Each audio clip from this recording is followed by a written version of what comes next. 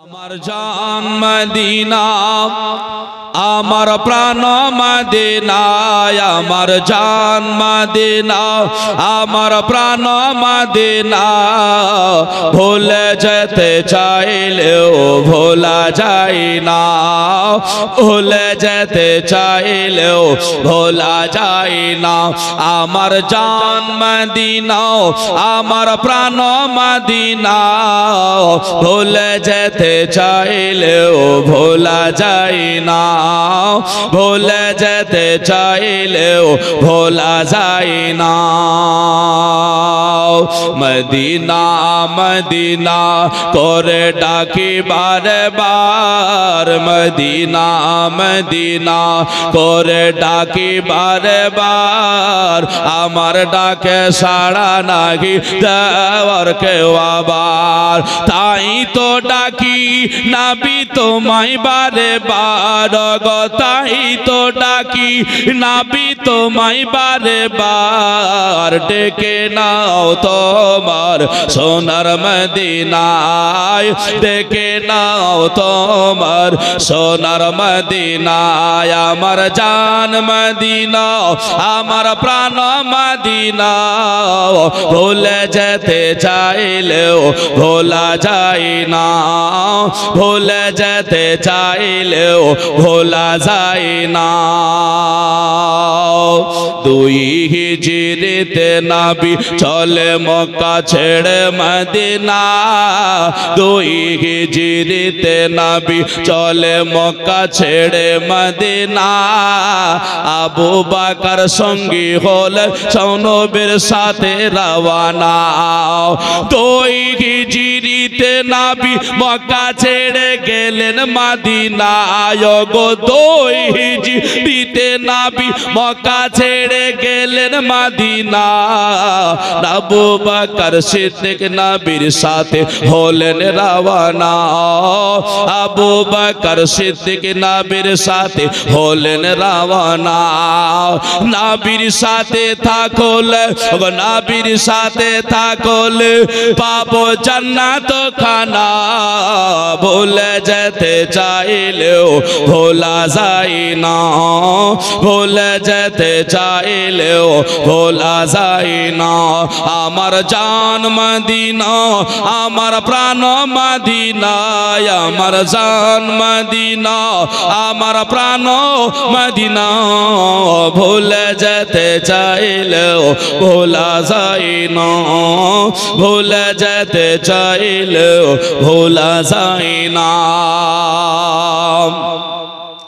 লাখো লাখো হাজিরা চলে গেল আর এলো লাখো লাখো হাজিরা চলে গেল আর এলো এত দেখার পরে আবার দেখতে চাইলো জোরে বলি হাজী সাহেব অনেক আছে না যারা হাজী সাহেব আছে জিজ্ঞাসা করে দেখবেন যদি যাই আবার তারা মন বলে যে আবার আরেকবার যাই এর জন্য বলছে লাখো লাখো হাজিরা গেল চলে আর এলো দেখার পরে আবার তারা দেখতে চাইলো ঘরে বসে মসজিদে ঘরে বসে মসজিদে বসে বলে খোদা দেখে নাও সোনার মদিনা বলে যেতে চাই ভোলা যায় না ভুলে যেতে চাইলেও ভোলা যায় না আমার জান মদিনা আমার প্রাণ মদিনা ভুলে যেতে চাইলেও ভোলা যায় না ভুলে যেতে চাইলেও ভোলা যায় না আলহামদুলিল্লাহ نحمده ونصلي على رسوله الكريم أما بعد فأعوذ بالله من الشيطان الرجيم بسم الله الرحمن الرحيم يا أيها الذين آمنوا اتقوا الله حق تقاته ولا تموتن إلا وأنتم مسلمون القرآن قال الله تبارك وتعالى في كلامه المجيد والفرقانه الحميد كل نفس ذائقة الموت القرآن قال الله تبارك وتعالى في كلامه المجيد والفرقانه الحميد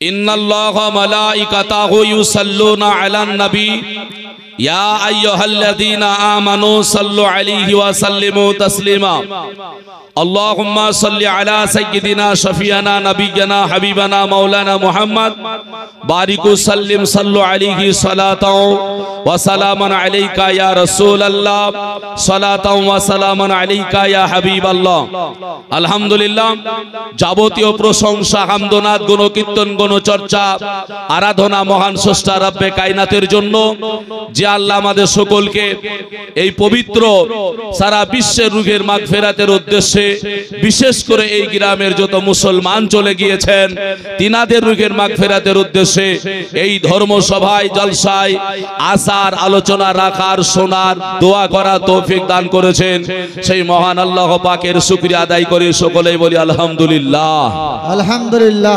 তারপরে পরে আকায়ে নামদার মাদানিয়ে তাজদার মাক্কির সরকার মা আমিনা নূরে নাজার শাহান শাহে জিয়াকার নবীগণের সরদার নবী মুহাম্মদুর রাসূলুল্লাহ সাল্লাল্লাহু আলাইহি সাল্লামের উপরে লক্ষাধিক দুরূদ ওয়া সালাম শান্তির ধারা পারা বর্ষিত হোক অর্পিত হোক সকলেই বলি আল্লাহুম্মা আমিন। আল্লাহুম্মা আমিন। এমন একটা পরিস্থিতি এমন একটা সময় আমরা পৌঁছে গিয়েছি এই সময় যদি হাদিস কোরআন শোনাবো মনে করি তাও সবাইকে ভালো লাগবে না, কারণ মন বলবে একটু বাড়ি যাই, আবার কেউ বলবেন একটু জীবনী বললে ভালো হতো, তাই না বলেন?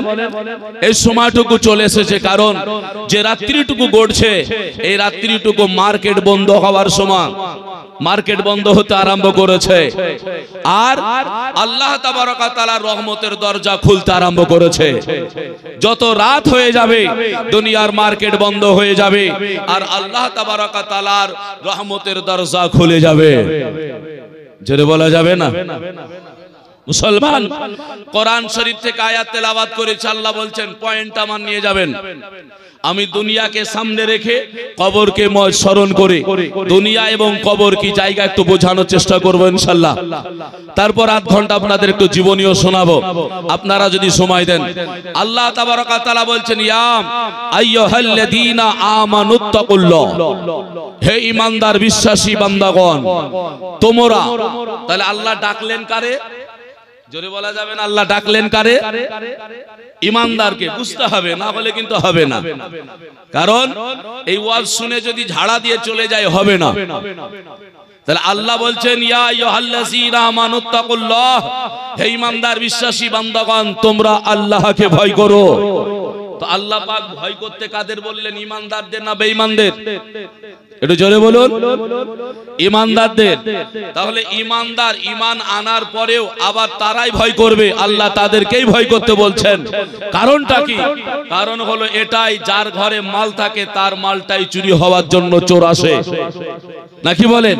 যার ঘরে মাল নেই তার ঘরে চোর যাবে না। আল্লাহ বলছে তুমি যখন ঈমান নিয়ে চলে এসেছো তখন তুমি ঈমানটাকে হিফাজত করো, আমি আল্লাহ আমাকে তুমি ভয় করো।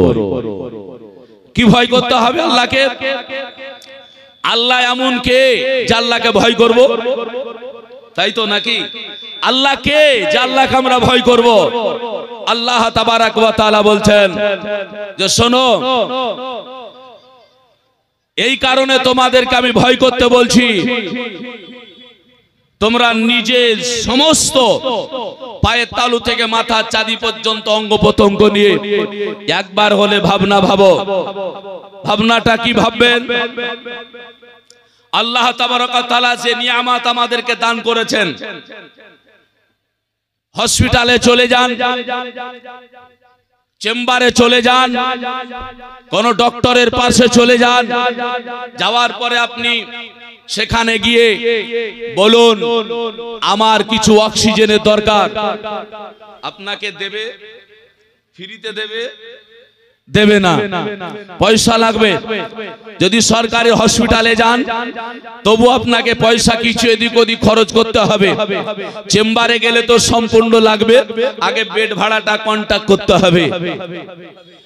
তাহলে 1 মিনিট যদি আপনি অক্সিজেন নেন, এই 1 মিনিট অক্সিজেন নেওয়ার জন্য আল্লাহকে কেন ভয় করবে এটা বোঝাচ্ছি।